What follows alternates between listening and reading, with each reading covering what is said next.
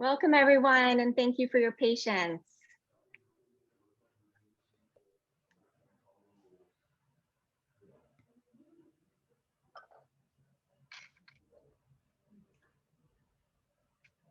Okay, great. I think we're all in. So I'm Michelle Newman. In case you don't know me, I'm a faculty member with GSE with the International Education Development Program, and I'm delighted to welcome you all to this invited lecture series. We have our guest today, Dr. Emiliana Vegas, who is a co-director of the Center for Universal Education at the Brookings Institution in Washington, D.C. She's also a senior fellow there. Before joining Brookings, she was chief for education at the Inter-American Development Bank, where she oversaw all the operations and analytical work related to education in the LAC region. And before that, she spent many years at the World Bank as lead economist, working on all sorts of topics ranging from early childhood education, teacher policy, financing, and everything probably in between. It was while she was at the World Bank that we had the pleasure of working together, and I learned so much from her. She's so strong technically, and she also has this amazing ability to navigate the politics of international institutions. So she provided really helpful guidance for me while I was working at the World Bank. And I also greatly admire her skill and talent for nurturing and mentoring early career professionals. So that was one of the reasons that I really wanted her to come here today and talk about her research and also share some of her insights about careers in international development and education. So the plan for today is that she's going to talk a little bit about her research related to school closures and COVID-19 around the world, and then we will take questions. I know that we have some students who have prepared some questions, but we also welcome questions in the chat from the broader audience as well. So that's the plan. So I think without further ado, I will hand it over to Dr. Vegas. Thank you so much for joining us. Thank you so much, Professor Newman. It's great to be with you and with so many familiar faces, both from, Harvard when I was a student. I see Emily Hannum there, and Alec when we were at the World Bank way back before, I think even Michelle, and Waleed, who was at Brookings when I joined. So really feel like I don't know all of you, but I recognize a lot of the names and faces, and I'm delighted to be able to speak with you and sort of share this time with you. I'm going to start by projecting my screen. I hope it works. Let's see. Does that look good? Looks good. Great. Okay, so as you know, I'll be talking about recent research that several of us at Brookings and with actually former colleagues at the World Bank have been doing on the unequal impact of the COVID-19 pandemic related school closures globally. And the way I structured the presentation, and I don't know why it's not moving, so let me just, there we go, is I'll first explain a little bit how we see the problem of accelerating inequality due to COVID-19. And that'll be about, a couple slides, and then I'll really move into more positive messages around what we can do about it. What are some of the positive trends we are seeing in the midst of what has really been a very challenging time for all of us, frankly, and more so if for students of disadvantaged backgrounds and who live in low-income countries. And finally, I will talk about what we see as an opportunity to make really significant transformations to education systems around the world. So before the pandemic, I'm sure you all have heard this figure, so I'll be very brief. The World Bank estimated that over half or 53% of 10-year-old children were unable to read well enough to comprehend basic text or were out of school. And their most recent estimates, using quite conservative estimates of school closure length, suggest that this figure will continue to increase. And if in 2018, when the World Development Report focused on the learning crisis was published, this was already an alarming figure. The fact that over 1.6 billion learners in March of 2020 in over 190 countries around the world were really left out of school really is the first time in history we see something of this scale and magnitude and potential impact for this generation of students in the long term. And so I did this exercise just to kind of hone in on what this may actually mean. And what I want to say is we know that countries already prior to COVID-19 differed widely in the quality of the education systems and the quality of learning that their students were acquiring.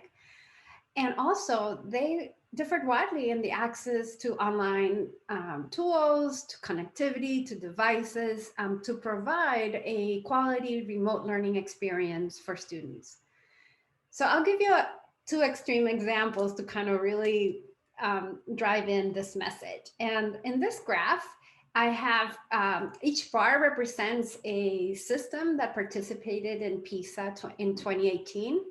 And I don't want you to try and read all the 75 names of all the different countries and jurisdictions that participated, but I have highlighted in red Singapore to the very top, only second to 4 provinces in China that participated, and at the very bottom, the Dominican Republic.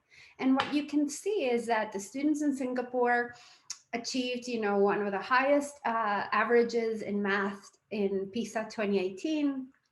Majority of 15-year-olds in that country could master the basic and even great shares of them advanced skills. Whereas in the Dominican Republic, the students performed at the very bottom of all the students in the world, and over 80% of 15-year-olds in Dominican Republic who are in school are not able to meet the basic proficiency levels of math in PISA.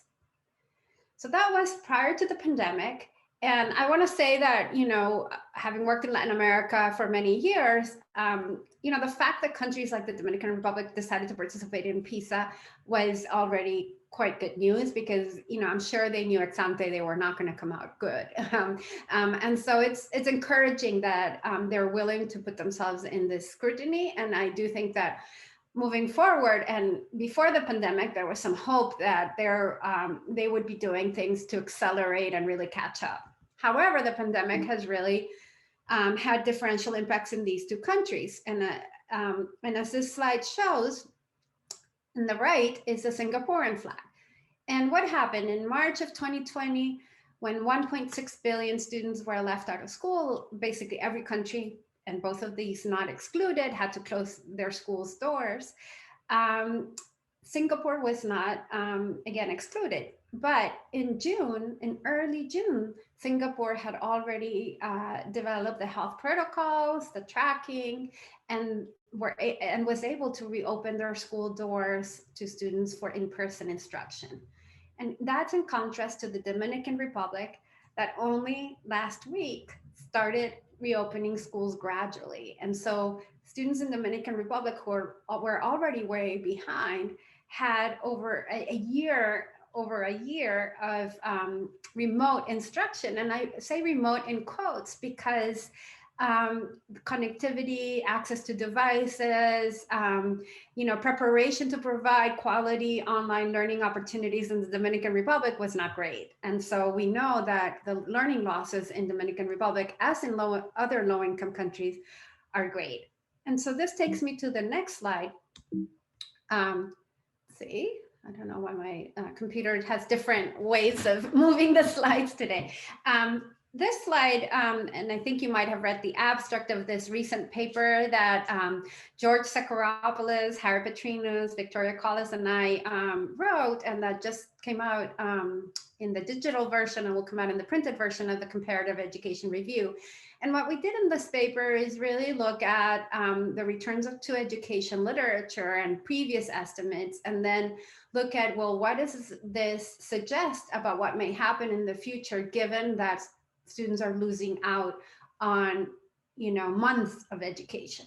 So we did a basic estimation using different scenarios. And with our more conservative scenario, we found that in low-income countries, the learning losses will translate into over 60% of reductions in GDP growth. Whereas in high-income countries, this impact will be less than 10%.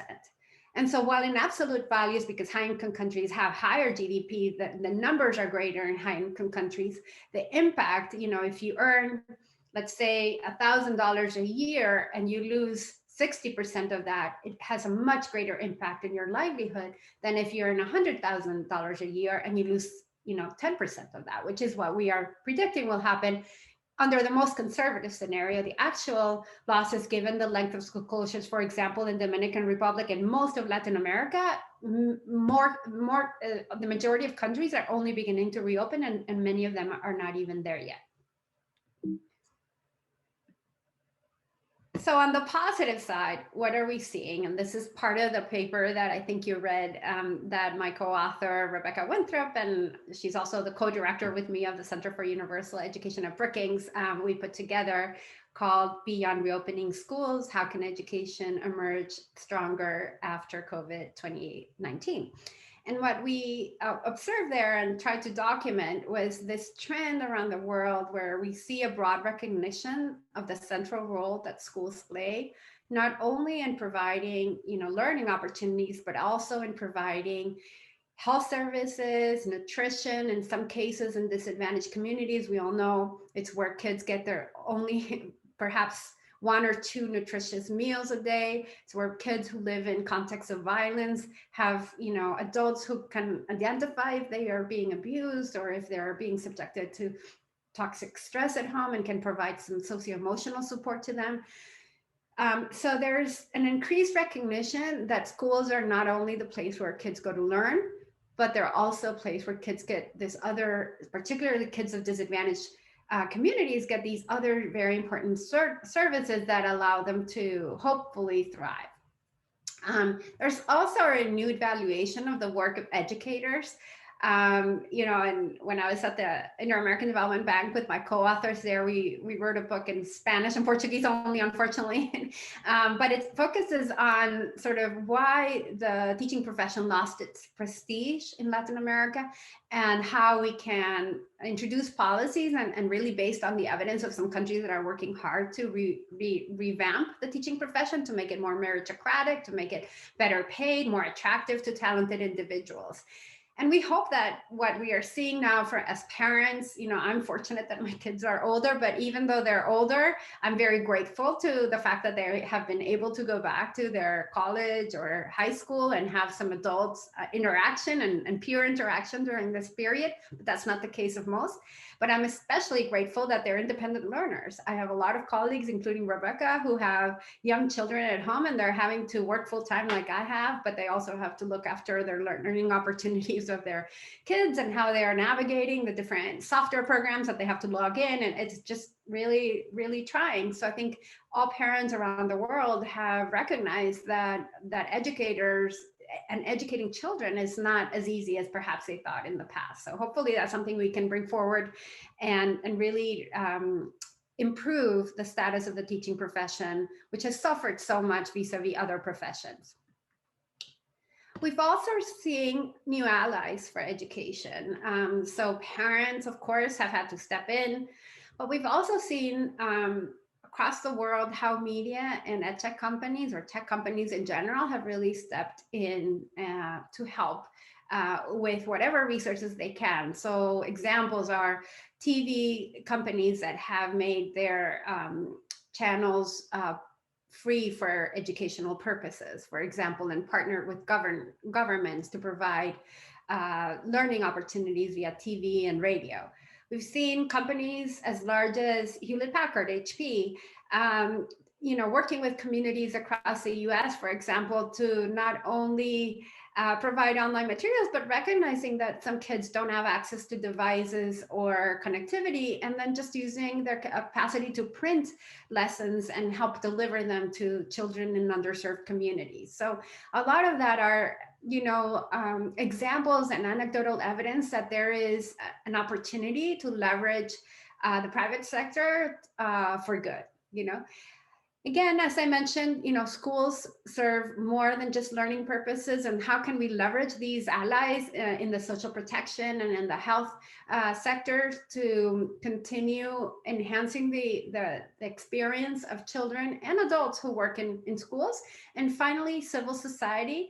One of the interesting features that we're seeing, particularly, I would say, in more developed countries, is sort of a new partnership between museums, parks, and other public spaces to, as schools reopen, provide new spaces that can be used to educate children in person, but still retain some of the social distancing requirements that are needed to keep people safe. So what do we see as the opportunity? And this is something that Rebecca and I really discussed in drafting this paper. How could we build on our experience, our interpretation of the evidence to really make a proposal that we can hopefully work around to improve education and as we say, transform what we have seen as a very sort of a sector that hasn't changed that much since the 19th century, frankly. So the first thing we argue is that we need to leverage public schools, particularly in low and middle income countries. And so we argue that while private schools play an increasing role in these countries, we've seen the emergence of low cost private schools in sub-Saharan Africa, in India, in, of course, Latin America. Still, public schools remain central to equality of opportunities because they remain the place where those who have really no option are kind of their option of last resort. And so what we've seen across countries where private education has grown, and as more low and middle income families are able to afford private schools, that public schools remain the place where the majority of the poor continue to go. And so what we argue is the figure of a powered up public school, one where we not only see schools as the place where kids go to access quality learning opportunities, health and social protection services, but also a school that has these alliances with museums, parks, the private sector to provide and recognize that learning not only takes place in school, but also in other spaces. And also that schools, and especially public schools in so many of low-income countries, are a big generator of employment, and therefore reviving public education and investing in it can be a way also to help countries recover from the economic crisis due to COVID-19. The second point we raise is the importance of really focusing almost laser-like on the instructional core. And I'll explain what I mean by that, and I'm hoping that many of you are already familiar with this concept, but in particularly focusing on the instructional core, as we as an international community really feel strongly that we have to ensure that all children acquire the foundational and socio-emotional skills they need to succeed and to thrive. And so what do we mean by the instructional core? And this is a concept that Deborah Ball and David Cohen, two prominent education researchers here in the United States, developed in the late 90s. As a way of explaining why school reform efforts in this country had failed. They argued that they had paid insufficient attention to what happens between learners and educators, and learners and content, and educators and content. And so what they argued is, look, if we continue just putting in resources and input, but not thinking of what happens, and they would argue in classrooms between teachers, content, and students, that changes. We're not going to move the needle on learning. And we've added to this the figure of parents. This is something that we did for our Edtech report that I did with Alejandro Newman, who's also a former consultant at the World Bank. Maybe Michelle, you may remember him from when we were there. And he's now a professor at NYU. And Rick Hess, who's a senior fellow at the American Enterprise Institute. And that leads me to my next slide, which is really about harnessing education technology. And again, our report with Rick and Ale, what we did is looked at the evidence from low-income and middle-income countries around the use of education technology and made a case similar to what Cohen and Ball had done in the 90s in the US, and said, look, Edtech has not, Edtech has not disrupted education in the way technology has disrupted almost every other sector of the economy. And we argue that it's because, again, we haven't played enough to the comparative advantages of Edtech to affect the instructional core. And so in our report, we argued that these comparative advantages are four, based on our understanding of the evidence. First, that Edtech is really well placed to scale up standardized instruction.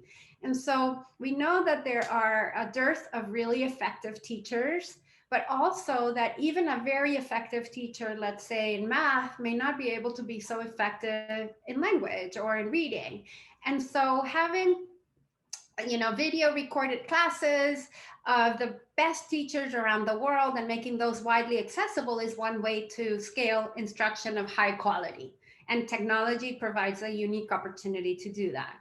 Second, technology is really well placed to personalize instruction or facilitate differentiated instruction. And what we observed is a lot of evidence from computer adaptive software in developing countries that really helps particularly students who are falling behind to catch up, and those who are sort of average students to also accelerate their learning.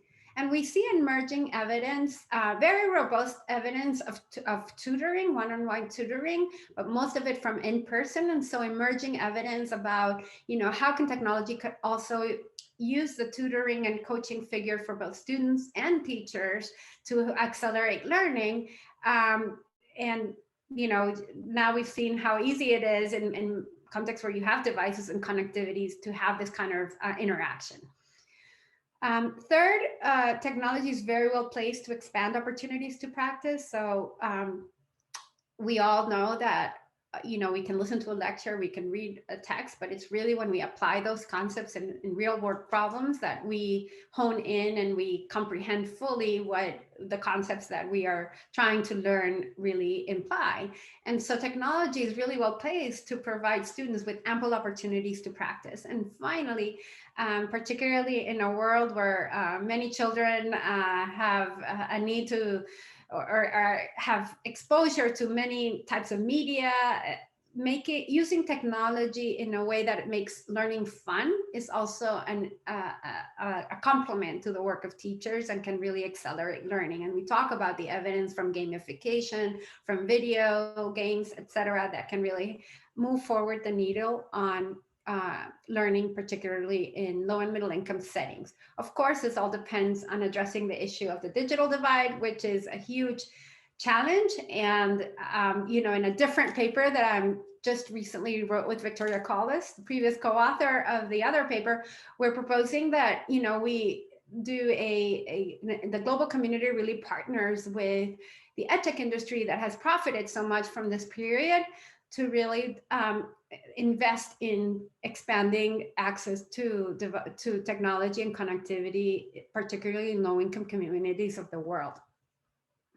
So my fourth point is really that, as we have seen, stronger involvement in parents and student learning during the school closures, and knowing the research evidence that parental involvement and parents are a critical factor in student learning, and not only in student learning, but really in the development of all sorts of skills. Families play such an important role, really building on what's happened during the COVID period to foster stronger parental engagement and maintain that. So having schools recognize that young children spend less than 50% of their time in school. So how can we build bridges with parents and help prepare them to not only support student learning outside of school when students are enrolled in school, but particularly, and this is, I know, dear to Michelle's heart, in the early years, even before they start school. And my last point is, we really want to emphasize that we don't know all the answers. There's a lot of evidence that we didn't have before of what works in education. But one of the, and it's having worked many years in the development banks, the traditional project design that informs the loans that these institutions provide or the grants that they give to countries relies on, a very kind of deep diagnostic of the problems, a very thorough design of what's the operation going to look like. And then the work really becomes on implementing and from the bank side, supervising that project design is implemented to the best of, as accurately as possible. And then maybe in 5 years time, 6 years time, there will be an evaluation of whether the initial project design really achieved the objectives it intended it to. And what we argue, and we're doing a lot of work from the Center for Universal Education, is how can we build from the get-go structures in place that allow us to experiment, iterate, evaluate in real time, and improve, so that 5 years later, we don't necessarily find that we didn't achieve the intended objectives, but that instead, as we're finding some areas where we could improve, we're improving it, and we improve the chances, let's say 5 years later, of not only achieving the initial objectives, but maybe, changing objectives and achieving even greater goals. So I'll go now to discussion, and thank you so much. I'll stop sharing my slide. Here's my email address and my social media hashtag in case you want to get in touch. Thank you. Thank you so much, Emiliana, Dr. Vegas.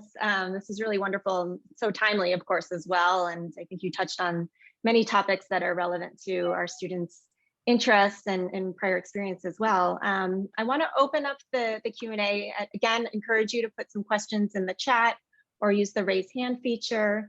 But I wanted to start with a question from Bridget, because I think you have a unique vantage point given your experience in working in 2 development banks, as well as your current research and collaboration with those working in these international institutions. So over to you, Bridget.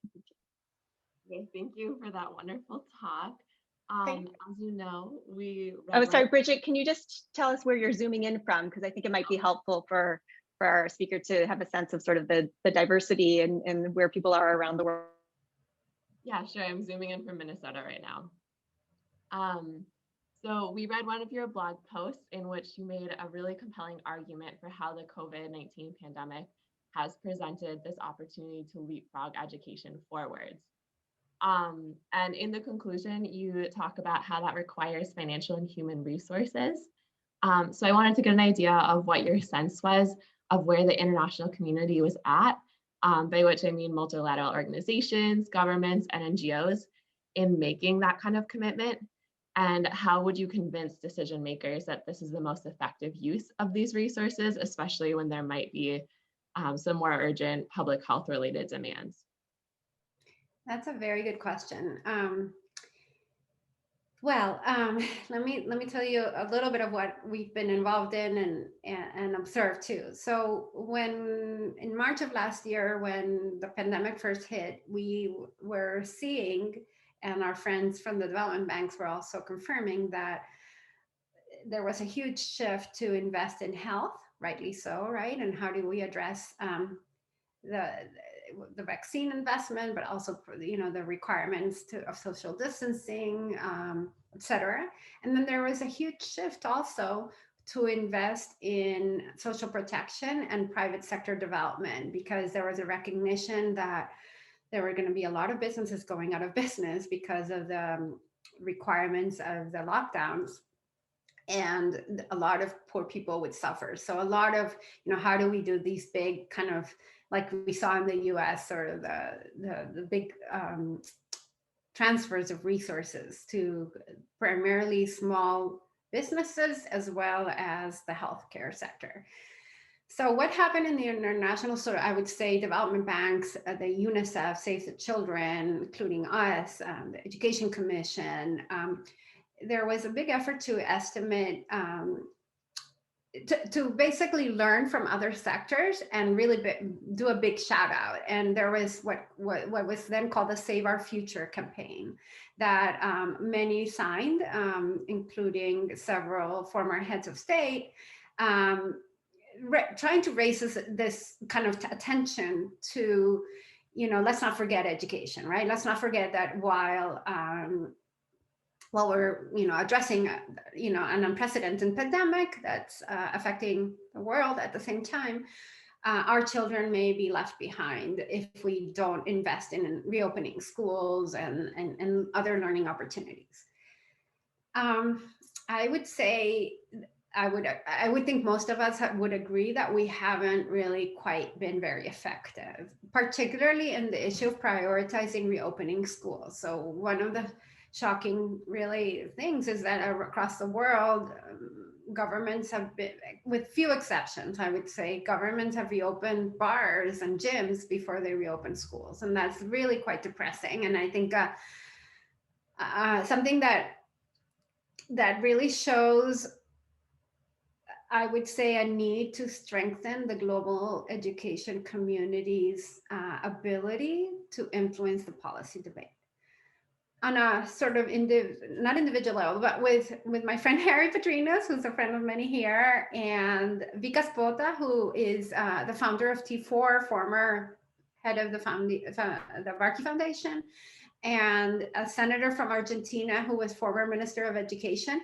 Four of us really were thinking about this and talking to each other, and we started what we called a leadership dialogue series back in March, where at first we were focusing exactly on this issue. How can we influence, how can we get better equipped and have ministers of education better skilled at making the case for investing in education?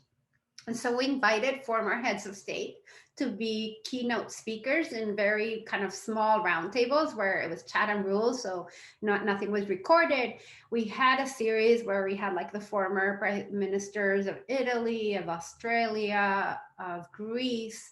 We had the former presidents of Liberia, who's also a Nobel Peace Award winner, former president of Chile, former president of Argentina, and it was interesting because kind of the bottom line from many of these conversations was, if you want to influence politics, listen to the polls. Put education as a demand from society and politicians will listen. But so long as you don't do that, and you're unable to do that, and health or whatever is at the top of people's minds comes first, that's what politicians are going to look at.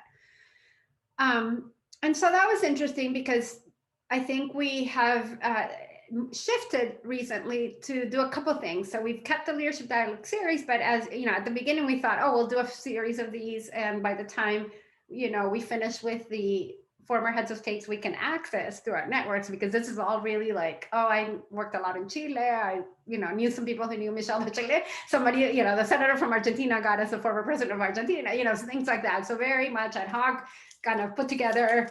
Now we've shifted to really thinking about what are core issues moving forward that, as a community we're grappling with. And so one of them is, for example, the issue of the role of assessments of student learning. And there's a big debate in a lot of countries of whether to have them, if you do, for what purpose. Many countries around the world use assessments as a way of sorting students into different tracks. And so they've prioritized, for example, reopening schools in person for students who are going to take these high stakes tests. And it's not necessarily, the students who may benefit the most from in-person instruction and things like that. So we've had some debates around assessments. We've had some guests who are really from the climate sector, climate change movement, to really learn about, how is climate change, which has some of the same constraints of education.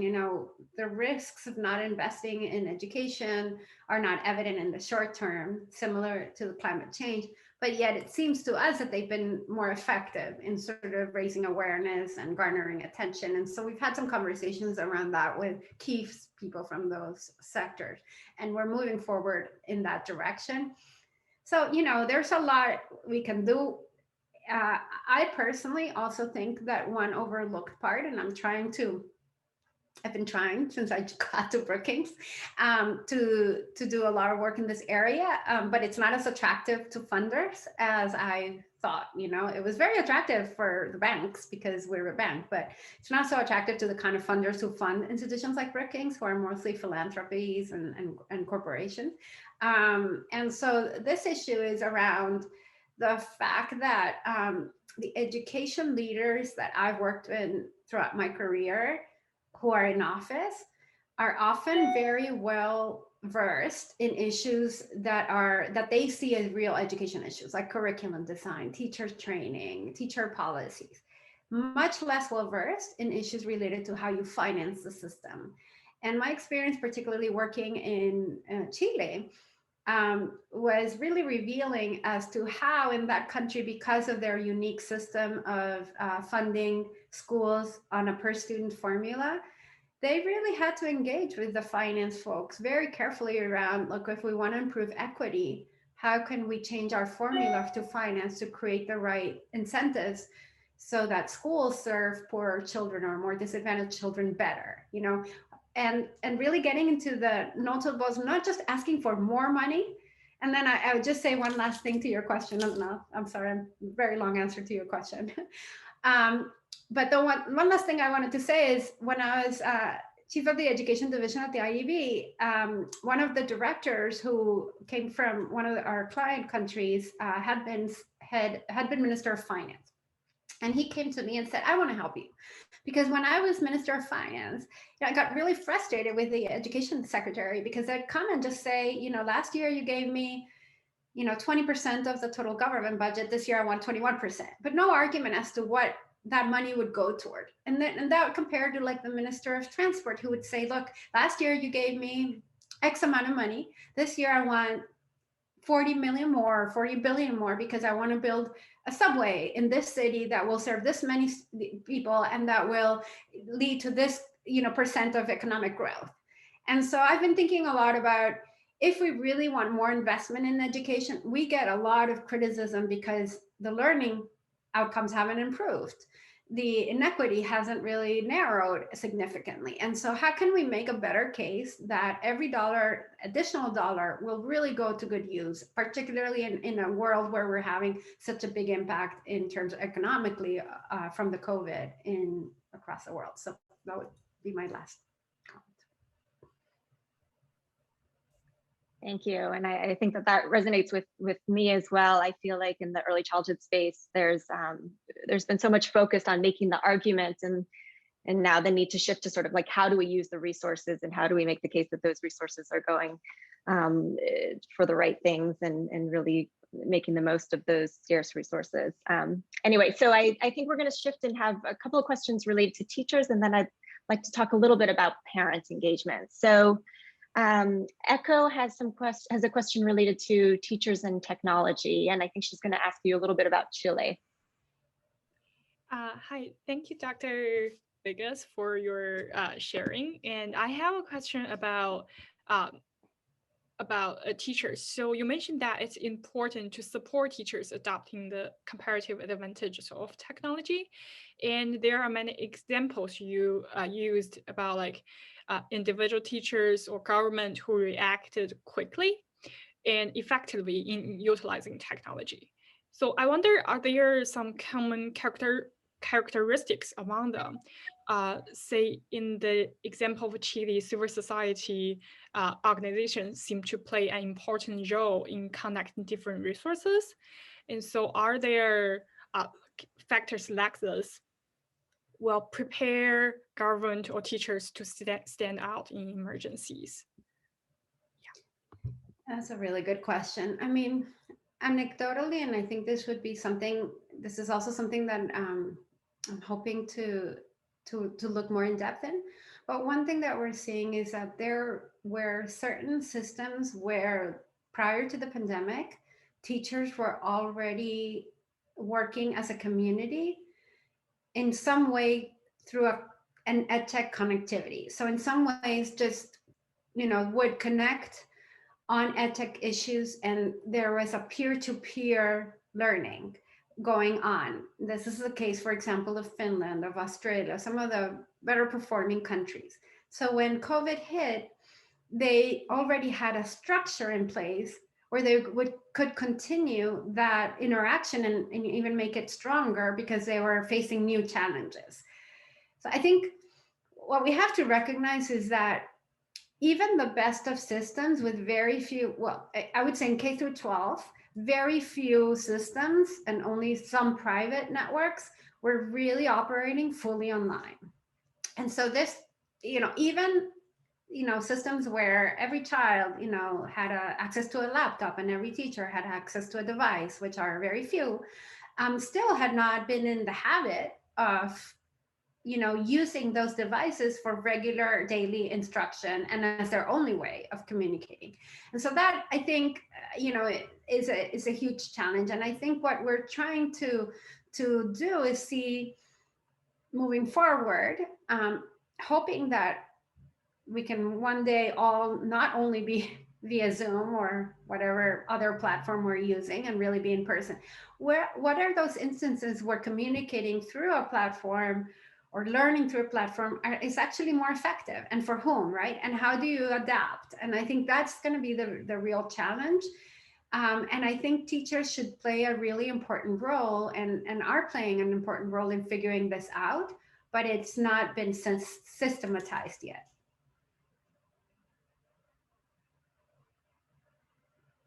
Thanks. And Maria, I think you have a follow-up question. And reminder to tell us where you're zooming in from. Hi, Dr. Vegas. Thank you so much for being here. I think my question is a good follow-up. I'm coming in from Pennsylvania, actually. So I'm excited by the prospect of using COVID-19 as an opportunity for innovation and progress in schooling.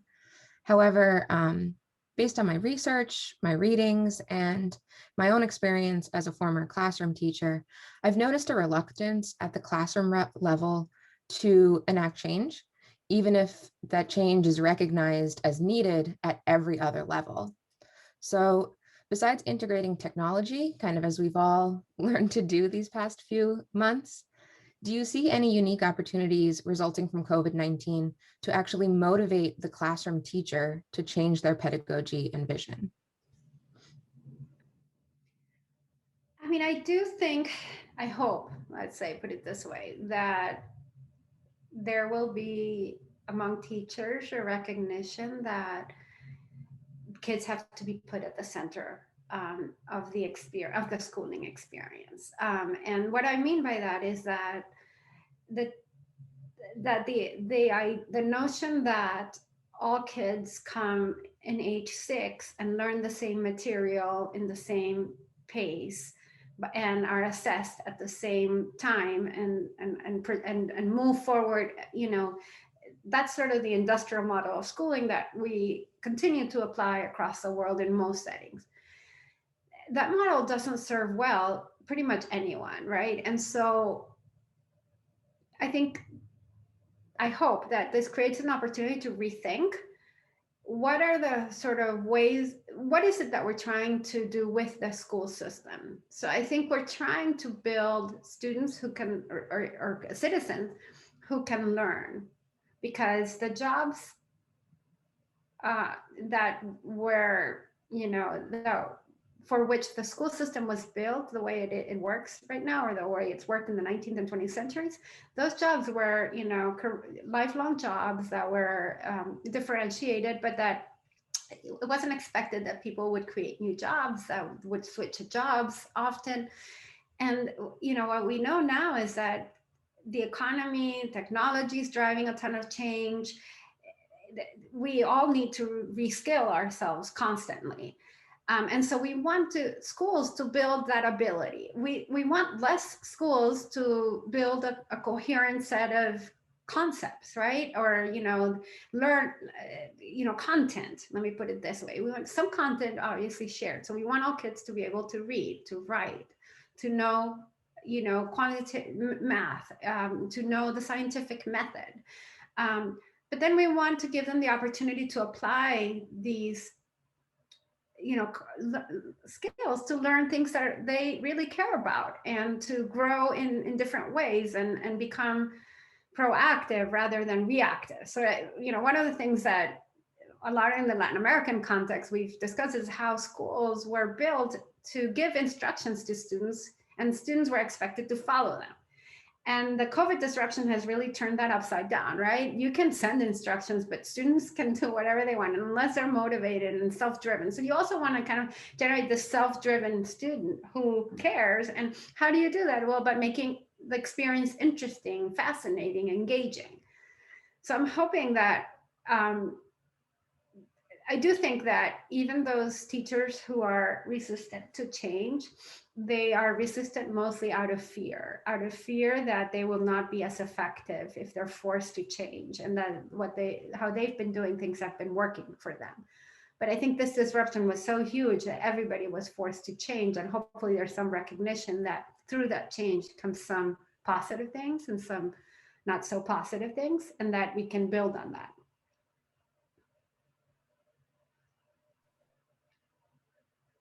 Great. I want to turn to Professor Sharon Wolf, who has a question related to her research on parent engagement. Sharon? Sure. Hi. Thanks. Thanks, Dr. Vegas. Wonderful talk. I was really happy to see parent engagement highlighted so centrally as part of the instructional core in your work. And I'd love to hear thoughts about, models you've seen that can successfully engage parents, especially as schools, and teachers are, implementing education reforms, more child-centered and activity-based learning. We're seeing more and more that these are more effective approaches to promoting learning across diverse contexts, but it can sometimes to parents look very different than what they might think schooling should look like. So we found in Ghana that actually when you involve parents alongside a teacher training, this is in early childhood, to integrate more child-centered and play-based learning, parents actually push back, and there are counteractive effects. Teachers actually don't make the changes that they were trained on. When teachers are trained alone without parent engagement, actually we saw pretty transformative changes in the classrooms and pretty large impacts on children persisting for a few years actually after the classroom experience. So I'm interested to hear thoughts you have around successful parent engagement, especially in the face of education reform and improving the quality of education in ways that might seem foreign or new to parents and maybe a little bit scary to them. So yeah, anything you have to share on that we'd love to hear. Well, thank you for coming. And, I think your work has influenced our thinking a lot. And in fact, Rebecca, my colleague, she is really involved right now leading a work where she has invited a number of countries and jurisdictions. Some of them are at the state level or district level across the world, and they are collaborating on sort of addressing that, because I don't think we have one answer, but I think there is a recognition that, and in part because of evidence like the one you've produced, that parents can sometimes be a big obstacle to leapfrogging in education or innovating in education. And so a lot of this work was really has started it was started prior to COVID, but obviously COVID had to change dramatically the way we were going to work. But right now, actually, that last month in March, there was a big event where we launched the parenting network. And I would love to put you in touch with Rebecca and the team and see if you can somehow get connected with what they're finding. They produced a report for that event and a series of case studies of practices that are, I think it was like 8 different jurisdictions that they documented what's happening during COVID and how parents are getting engaged for sort of more innovative pedagogies, more play-based learning to foster breadth of skills and not just the traditional skills. Yeah, I had some conversations with Rebecca and her team earlier on in the project. I'll reach out to them. I didn't realize they're at the point already of having a report, so it'll be great to see what they've been finding. Yeah, they had a preliminary report on these case studies. I think it was launched like 2 weeks ago. It's been crazy. And then they're shooting to have a lot of, they often are convening this group. I mean, it'd be great for you even to sit in one of their meetings and hear, because I know, for example, from LAC, Colombia is a part of it, Argentina, the city of Buenos Aires, Brazil is just joining with a big consortium, including my former colleague from the IDB, but also Itaú Social, which is a big philanthropic organization there.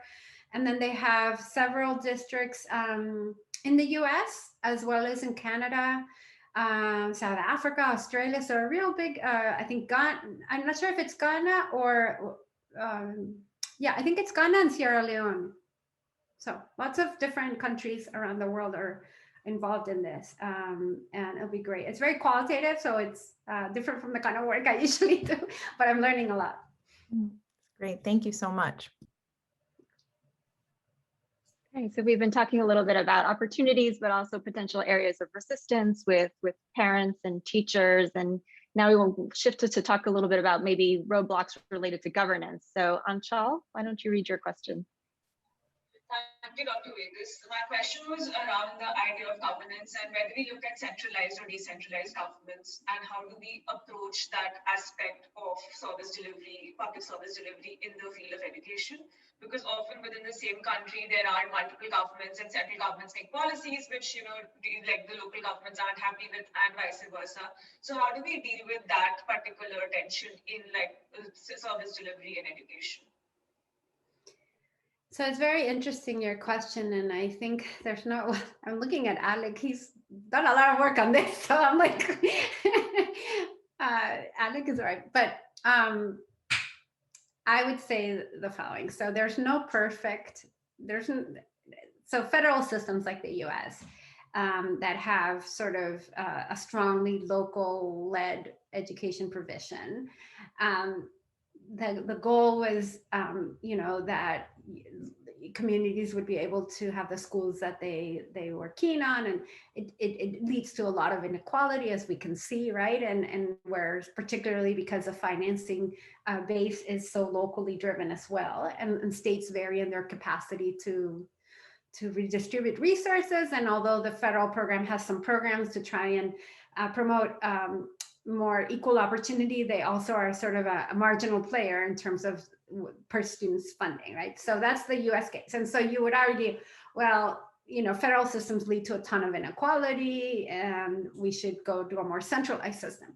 And then, I come from a more centralized country, and I've worked in a lot of more centralized countries, and there too, you see a ton of inequality for some of the same reasons that the federal system sort of was born, which was that when you are dictating policy from the center, you don't really understand what's really going on out in all the regions and rural areas. And so you are making decisions based on a very limited, observations. And also the incentives are that resources stay in your area, in the capital, let's say, or in the main cities, as opposed to going to the more disadvantaged rural areas or more remote areas. So there's no perfect system. And what I have seen over time is that what it takes is really understanding what is the source of the inequality and how is the system set up to provide services, and then really addressing the bottlenecks. So in some countries, it's really decentralizing. In some countries, it's re-centralizing. Brazil did, for example, a very interesting reform because they have a very federalized system like the US, to try and level, at least establish a floor of per student spending, so that poor states that don't have the productive capacity of, let's say, Sao Paulo or the state of Rio de Janeiro, to have at least a minimum level of basic services in education.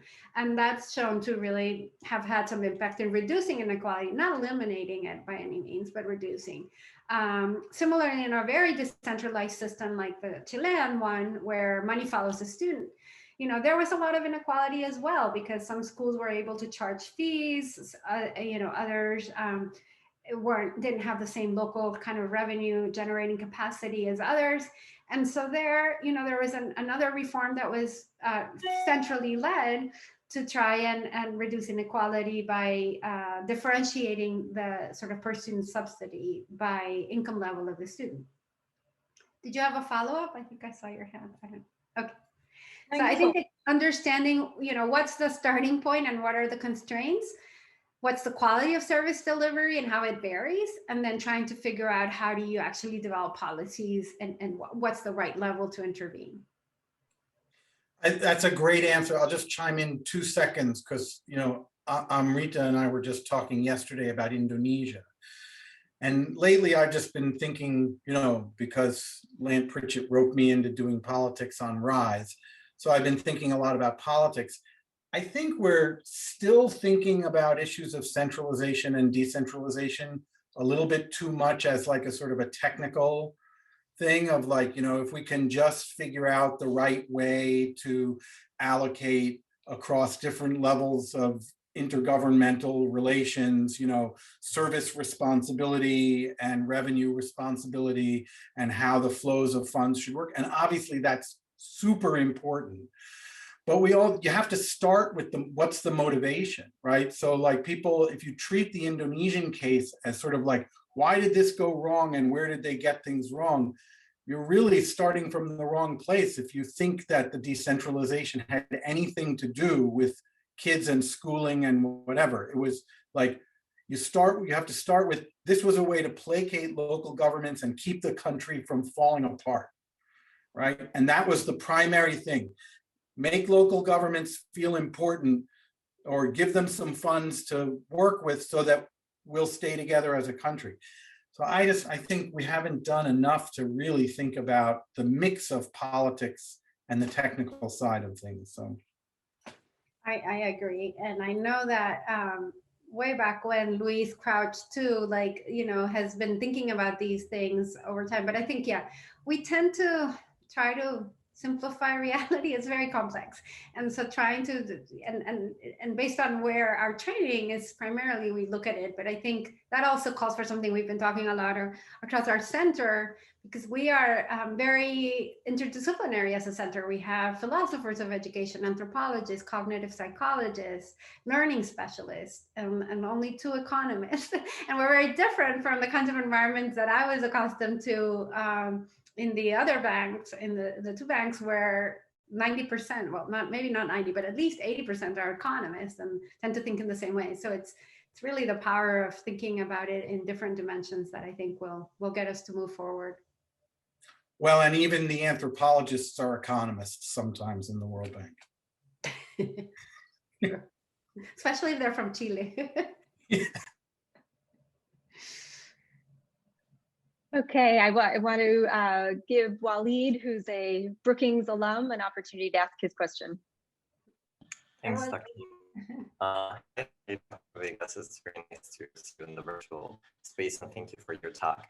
So the question relates to the powered up school model. I'm curious, how do you see it apply in settings where there's low access to schooling, or where schooling suffers from issues of infrastructure or poor management? Should policymakers focus on schools themselves first and then on technologies and innovations? Should they focus on both, or should they just focus on innovation and technology, kind of like surpass schools?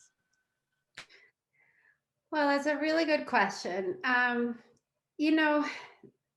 I think that, I have to be very honest, my experience comes mostly from Latin America.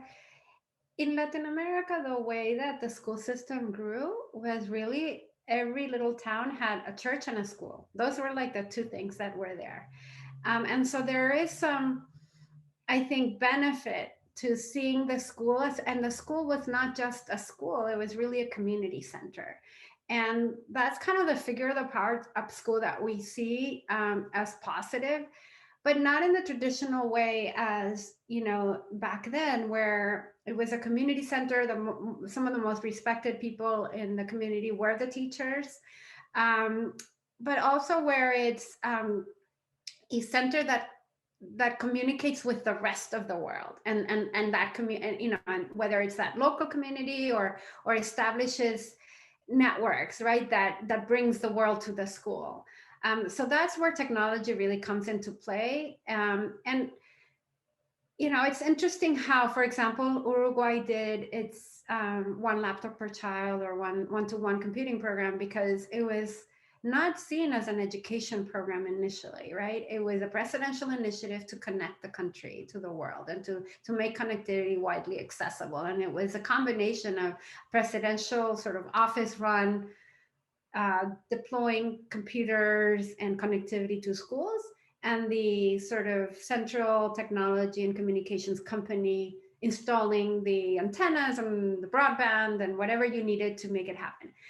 And then the education system had to adapt. But I think, and it adapted quite slowly, because I have to say, Uruguay is very conservative. They were very hesitant. In fact, when COVID hit, they were the first to say, look, we've had, everybody in the system has had a computer, a laptop, or a tablet forever, for 10, 15 years, yet we haven't had online classes as an important part of our education system for the same period of time. And so it was a huge shift, even for systems that were highly connected. Of course, it made it easier for them to shift, and they did have a lot of online material, they had a lot of materials that they could then repurpose. But I think that, I hope that it's, and of course it's always easy to say it's not an either or, but both, but then it's a question of resources. I don't see a world, and at least in the early ages, where schools lose their importance for children and for families. And I hope, again, I think I mentioned I have 2 adolescent children. I think that the role that their high schools and for the oldest college is playing in his development, I hope, all kids, I wish all kids had access to that, I see that Amrita has a somewhat related question, so I'm going to turn it over to her. Hi, Dr. Vegas. Thank you so much for the talk and everything that you've said so far. It's been really insightful. Just related to that, I feel like COVID-19 has forced an increase to access of at least hardware across the board, which I think increases connectivity and makes room for edtech innovations to thrive. Yet, like you mentioned through your slides earlier, edtech has not managed to disrupt school systems yet. And one potential hypothesis I have is that because schools sort of focus on wanting to make structural improvements for multiple stakeholders, like emphasizing on like all the elements of the instructional core that you mentioned. But on the other hand, I find that edtech or innovations broadly focus on supporting one aspect of education and going in depth. And an example of that would be Khan Academy, mainly trying to improve the quality of content available. So given this diversity of approach between innovations and schooling, how do you think innovations can support or negatively impact schooling? And what would you think the future of this collaboration would look like? That's a really good question. I think that there has been, and during COVID, we've seen a lot of edtech companies, large and small, that have sort of profited, let's say, because of I would call it, to exaggerate a little bit, but not too much, desperation of parents and teachers and schools to have something, to offer something. And there's been less of a coordination among the key stakeholders, let's say the school leaders, and less of an ability of the systems to really procure what they need. And it's more been supply driven, let's say, a lot of innovators identifying opportunities to provide something that I would say not, and I've met a lot of them because of the edtech work and the Brookings work. A lot of them are really mission driven. They're not just trying to make a profit. So they are making a profit because their innovation is being used and scaled, but they're really mission driven. They want to make a difference. And one of them said recently, what I love about my job is that it's, I always wanted to work in something that had meaning, and it was either education or health. I don't see any other, or maybe climate change. But being able to do something that also kind of gives me a good standard of living is amazing with this, That's not the case for most teachers, educators, or even us in academia. But I do think they have, the failure has been in some ways of the governments, which are very bureaucratic and difficult to move, to seize the opportunity to ask the innovators, this is what I really need. And sort it through. And I think that's been, one of the needs that we are identifying. There's a lot of efforts to help government. So Brazil, for example, has a Center for Education and Innovation that has a really cool platform where they document every single app, software, technology that is available, for education, and they try to classify it in some way. This is for instruction. This is to support this. This is for EMIS, you know, Education Management Information System. And then they're trying to do some research. None of it is like rigorous evaluation, but at least it's thoughtful curation. Let's put it that way. And I think we need more of that. I don't see enough even in the US or in advanced countries. And so a lot of noise, a lot of products, and very difficult time for even an individual, but especially a government, to sort through what works and what doesn't, and what's useful for them and their needs, you know. Great. So shifting from EdTech companies to the role of the private sector, but in delivering schools, I wanted to ask Katie to ask her a question. Thank you for being here today, Dr. Vegas. In your blog post that we read for today, you argue that putting public schools at the center of education systems is important for reducing inequality and strengthening social cohesion. How do you envision this transition happening in many developing countries where parents with the means often opt to send their children to private schools? And what challenges do you foresee in this process given the large amount of stakeholders who advocate for private school choice?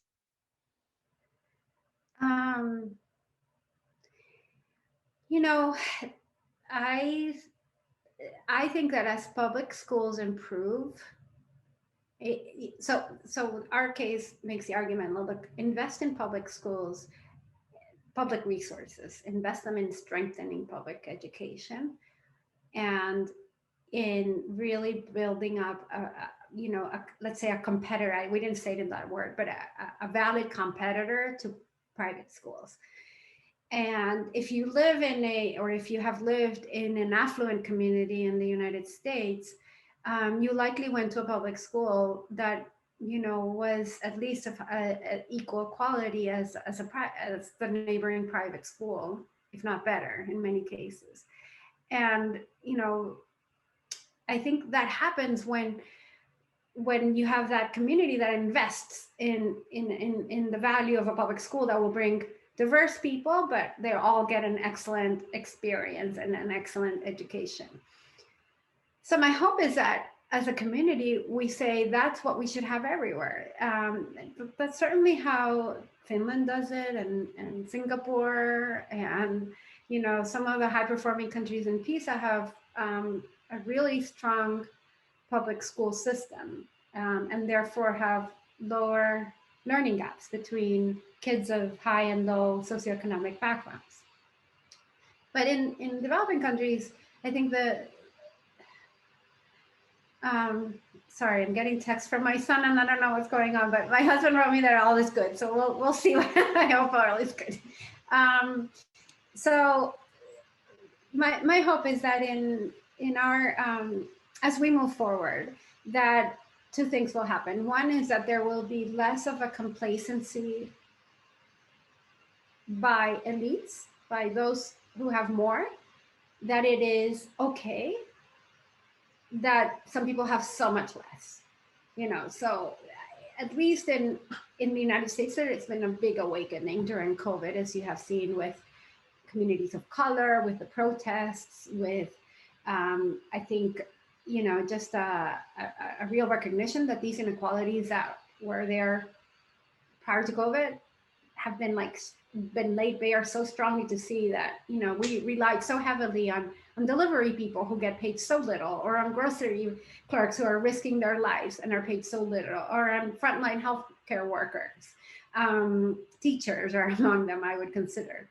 And so how can we as a society begin compensating these people more fairly and reducing the huge inequality? And I think, and I hope that that's going to be the case after COVID across the world. I'm not sure, but I do think that there is an opportunity, at least, and places like Brookings, you know, we can help move that needle. I think this is a good opportunity for Amy to ask your question. Thank you, Dr. Vig. Sorry, I'm having some audio problems. Thank Do you want me to Dr. read it, or Vegas, are you for the okay? wonderful talk. Okay. So you mentioned how schools can sometimes act as a safe space for students that are living in less than stable situations. And since the closing of schools worldwide, there has been a rise in child abuse statistics, and the Wall Street Journal actually just published a report on gangs in Colombia that have been specifically targeting out-of-school teens. So lots of students are currently in really dangerous situations due to that safe space being removed from them. So my question is, in situations like these, how can school reopenings be modified to accommodate and specifically address the needs of those students? And what are some factors to be careful of? That's a really good question. And again, I go back to that comment that countries prioritize reopening bars and gyms over schools, and I think that's such a huge mistake. And one of the interesting exceptions to that are the sort of the Finlands and Denmarks of the world. I wrote an early piece back, I think in April of last year or something, or May, as part of a series of papers that Brookings did on reopening America and then reopening the world. And for that, I really, back then, was looking at what Finland and Denmark in particular were doing, which were two of the countries that were reopening at the time faster. And there was a big debate in their parliaments around the right to education. And their conclusion was that unless you could argue that the health risks were so high that you couldn't serve children, you couldn't take away the right of children to be in school and learn, because it was such an important place for them to be safe and continue to develop. And so they couldn't no longer as a government coalition, and they obviously have a very different of governance than Colombia does, justify keeping schools closed at the time. And then that led them to work very closely with the health authorities on how do we reopen schools and sort of developing the health protocols. But one interesting thing too was that when all the schools were locked down, there still were very few schools that were allowed to remain open. And those were the schools serving kids with disabilities and kids whose parents were both frontline workers and had to be out. And so that to me was like a real eye-opening experience where it's and I was lucky to be able to host the current minister of Finland in a conversation with the former Secretary of Education of the US to talk about inequality of education in the US and Finland, which is kind of unfair, obviously. But why is it unfair? The US is the wealthiest country in the world. Shouldn't it have better indicators of education equality than Finland? And it doesn't. And one of the interesting facts that she mentioned was how she's a very young woman. In fact, she's been on maternity leave now, having her first child. And she talked about being part of a generation that was hit by one of the largest economic crises in Finland. And a lot of her peers in that generation were excluded from school, did not receive adequate social services. And there's been a lot of research done on that generation showing the lasting impacts of underinvesting in a whole cohort had over their lifetimes. They were less likely to be employed, more likely to have mental health issues, do all sorts of risky behaviors, et cetera.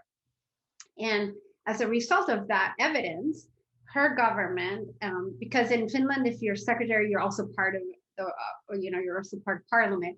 Her government really decided during early on in the pandemic to do a huge investment in children. And they justified it as, we're going to pay for extra social support. So if a child is having mental distress and stress, they should be able to access therapy for, covered by the government.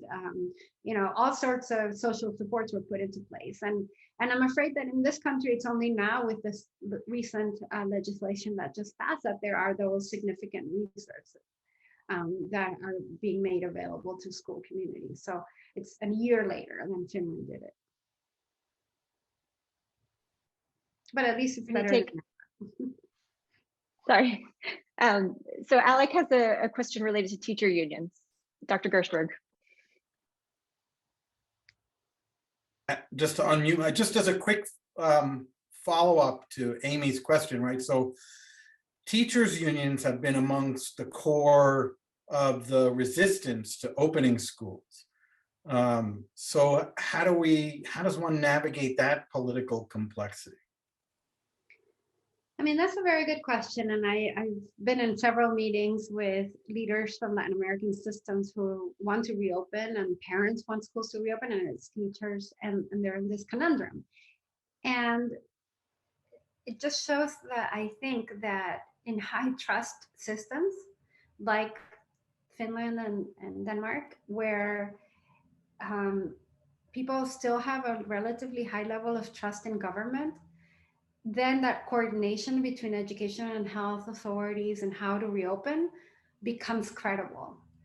And in low trust systems like the US, Latin America, et cetera, it's been a harder case to make that, look, we're going to make schools safe, because we are going to be responsible at reopening. And I frankly empathize with teachers because I've been someone who has been really hesitant to go out throughout this whole period, and been very cautious, and asked my family to be super cautious. I have a real fear of getting COVID and getting sick from it. I've been lucky that I'm in a country where I was able to get vaccinated, but even now I'm not like going out and celebrating and going without a mask anywhere because there's a new variants and stuff. So,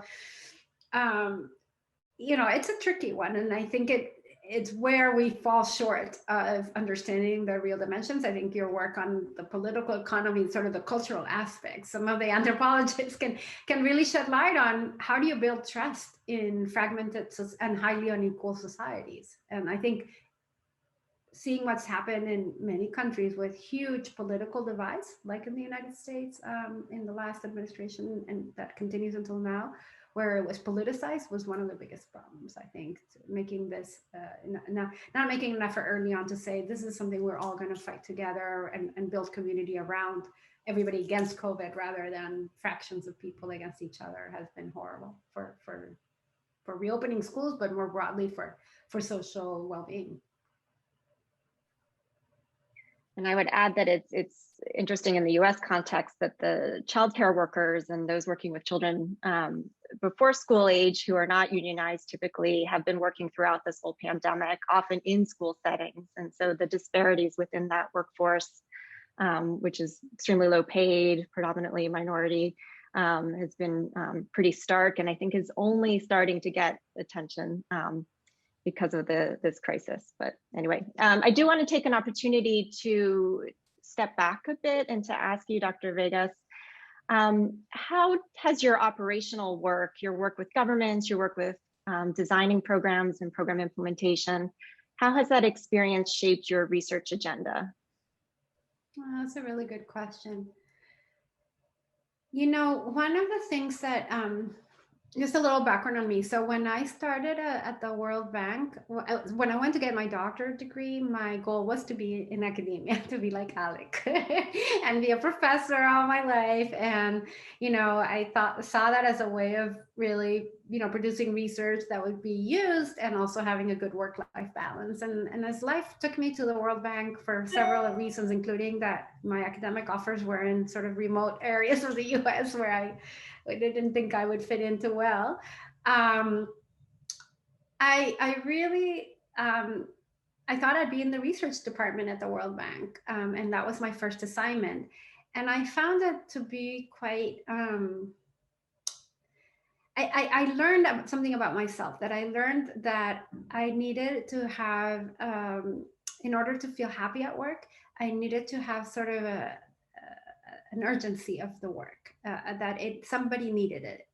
And that really came in two phases. One was in my first assignment in the research department, I felt like very isolated. Most of my colleagues were really good researchers, but working on their own projects. We weren't talking too much to each other, with few exceptions. And I just had my first child, and I was like, why am I coming to work and leaving my child at home when I don't talk to anybody? I just sit at my desk all day, and when I moved to operations, that really changed, because then all of a sudden I still had like on my research agenda and projects, but I was able to go to countries and see how the operations were helping improve or not kind of education outcomes, and then also ask questions around, what is it that's prohibiting you from making a difference. And so as an anecdote, I was obviously first very junior in the teams, and I'd go on mission and someone was the team leader.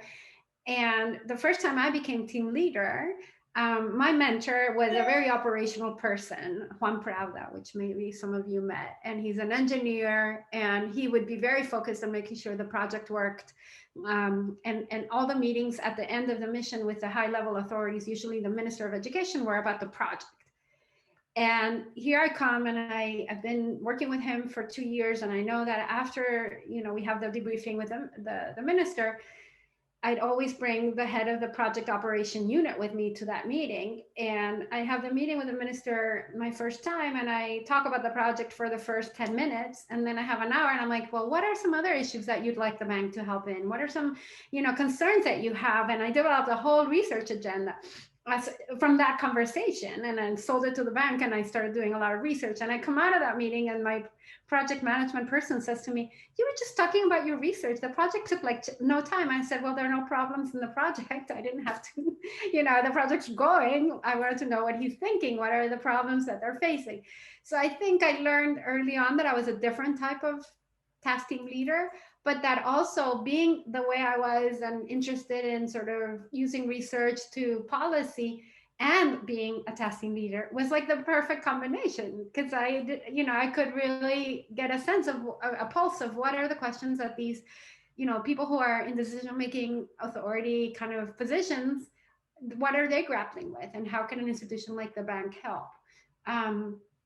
So I would say that's probably the best part about working in these institutions, that you have that combination of access to high-level authorities.